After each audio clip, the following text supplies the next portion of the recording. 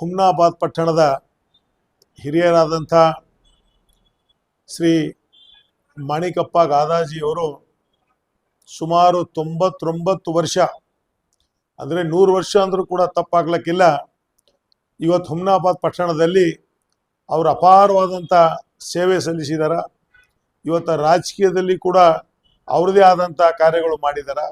ಅದರ ಜೊತೆಯಲ್ಲಿ ಈ ಭಾಗದಲ್ಲಿ, ಗಡಿ ಭಾಗದಲ್ಲಿ ಶಿಕ್ಷಣ ಸಂಸ್ಥೆಗಳು ಪ್ರಾರಂಭ ಮಾಡಿ ಒಂದು ಗುಣಮಟ್ಟದ ಶಿಕ್ಷಣ ಕೊಡ್ತಕ್ಕಂಥ ಕಾರ್ಯ ಕೂಡ ಮಾಣಿಕಪ್ಪ ಗಾದಾಜಿಯವರು ಮಾಡಿದ್ದಾರೆ.